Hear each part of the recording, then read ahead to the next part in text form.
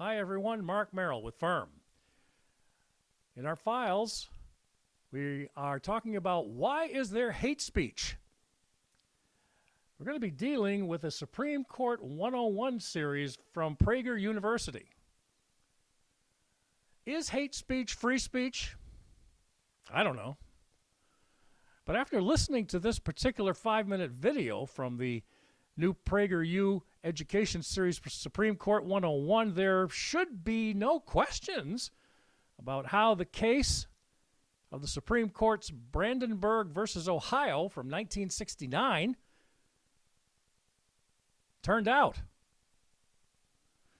We'll all find out, ladies and gentlemen of America, and around the world too, for that matter, if all speech is protected under the First Amendment, or if there's a line that can't be crossed. Right now, folks,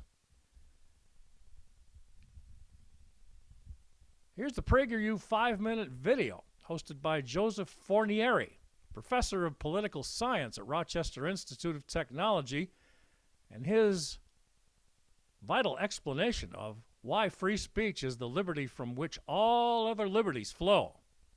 Enjoy.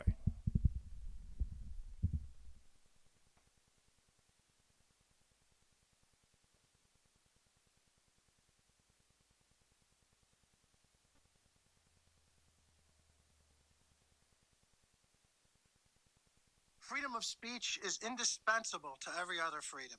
In fact, it's the very essence of democracy. It promotes rational deliberation, holds public officials accountable, and fosters a marketplace of ideas where diverse viewpoints can be debated and tested, the very engine of progress.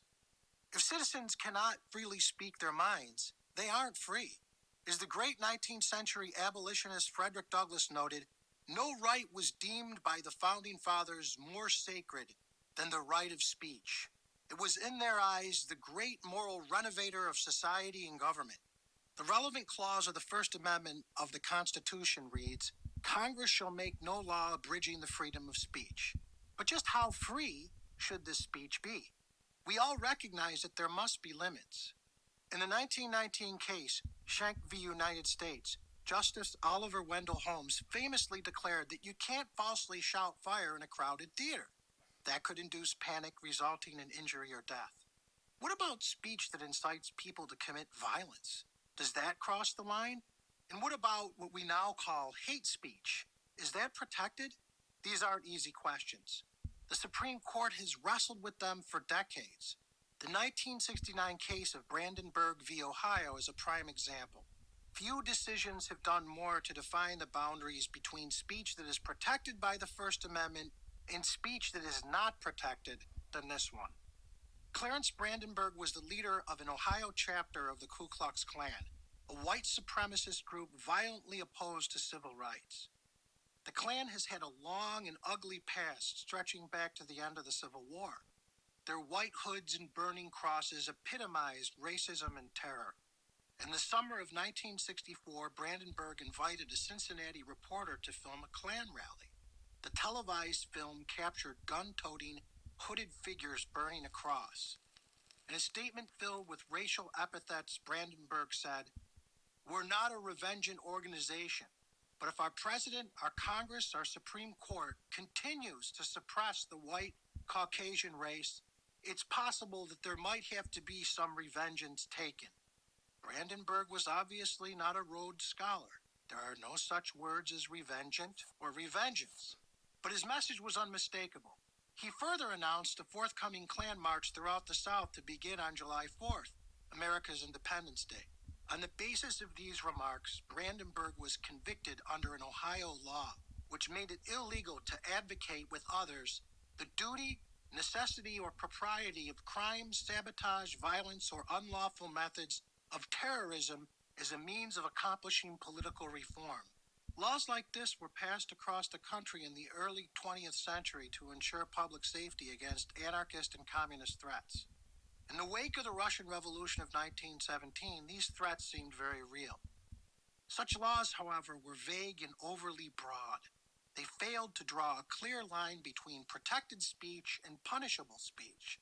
For example, in the case of the Ohio law, What did it mean to advocate for violent political reform? Brandenburg appealed to the Supreme Court. On June 9, 1969, the court ruled in his favor. It cited the precedent of Noto v. United States, 1961, which stated that mere abstract teaching is not the same as preparing a group for violent action. The court said the Ohio statute failed to distinguish between arguing for a potentially violent idea and what the court called incitement to imminent lawless action. Under the First Amendment, speech that fell into the first category was constitutionally speaking acceptable. Speech that fell into the second category was not, because it led directly to violence, that is, imminent lawless action.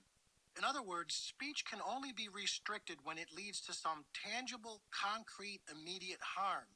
Because the Klan leader used the conditional tense, some revengeance might have to be taken, his speech fell short of the court's new imminent lawless action standard. While Brandenburg's hateful speech rightly deserves condemnation, the court believed that censoring that speech would have been a greater threat to free society. It is a characteristic of authoritarian regimes to stifle dissent to maintain their power. The First Amendment ensures that government remains content neutral. It cannot favor or disfavor one idea, viewpoint, or message over another. Tolerating offensive speech, even so-called hate speech, is the mark of a free society. The only exception is speech that leads directly to violence. Free speech comes with costs.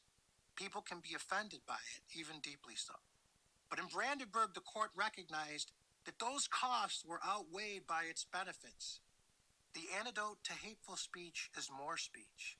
That's how we preserve this most indispensable of freedoms. I'm Joseph Forneri, Professor of Political Science at the Rochester Institute of Technology and Director of the Center for Statesmanship, Law, and Liberty for Prager University. Thank you for watching this video. To keep Prager... And we thank, of course, Prager University as well as having Professor Forneri explaining that in a 5-minute episode there on Supreme Court 101, as you see here, folks, through Prager University, a 10-part series, this one being number 9. Now, in the meantime, to follow up with Professor Forneri's information that just was presented here, that we looked up here at Firm through copilotsearch.com, the difference between hate speech and free speech. Well, hate speech refers to expressions that include violence or discrimination against individuals based on their identity, while free speech encompasses the right to express opinions without government interference. Once again, hate speech refers to expressions that incite violence or discrimination against individuals based on their identity, while free speech encompasses the right to express opinions without government interference, even if the opinions are controversial or not very popular. Hate speech generally refers to any form of communication that belittles, threatens, or incites violence against individuals or groups based on attributes such as race, religion, ethnicity, sexual orientation, or gender identity. Now, how about that one, folks? Doesn't look like LGBTQ has an argument. Twisting the words again, taking definitions out of context, as per usual, just like they've always done. Free speech is the fundamental right to express thoughts, opinions, and beliefs without undue government interference, as we just said, but it also protects allowance for a wide range of expression, including ideas that may be offensive or unpopular. First Amendment also broadly protects free speech, even if it includes hateful or controversial content. What are you going to do? Go cry to mom? Dad? Get a gun? I doubt it. In these United States, folks, speech is generally protected under the First Amendment, both free and hate, unless either one incites imminent violence or constitutes a true threat. The legal system does not recognize a specific category of hate speech that is unprotected. Rather, underline, it focuses on the context and potential harm of it. In contrast, many other countries have stricter regulations regarding hate speech. For example, countries like Germany and Canada, to our north, have laws that prohibit hate speech and incitement to hatred, reflecting a different balance between free expression and protecting marginalized communities. A couple of more points here, folks, that we found on copilotsearch.com. On society implications. Hate speech, the impact of hate speech can be profound as not it only targets individuals, but harms entire communities, towns, cities. By fostering division and hostility, it can lead to real-world violence and discrimination, which is why many advocate for its regulation. Free speech, the principle of free speech, is essential for a democratic society or a republic like ours, allowing for open debate and exchange of ideas. Those two points of view, as far as FIRM is concerned, ladies and gentlemen, we support the equal time rule, which allows for open debate and exchange of ideas without coercion or violence. The belief is that the best way to counter harmful ideas is through more speech, not suppression. However, the challenge lies in balancing this right with the need to protect individuals from hate and violence. And here's a conclusion. Once again, and we'll post it, folks, at copilotsearch.com. Understanding the distinction between hate and free speech is crucial for navigating the complex legal and social landscape surrounding expression rights. While free speech is a protected right, hate speech possesses significant risks to societal harmony and individual safety, leading to ongoing debates about the appropriate limits of expression in various contexts. Isn't that nice? That's why we're here, folks. We are, as always, folks, FIRM, Fairness in Reporting Media, and fairnessinreportingmedia@gmail.com, 24 hours a day, 7 days a week. Contact us. We'd love to hear your ideas for some other topics, including the one we just covered here on free and hate speech. Pray for our country.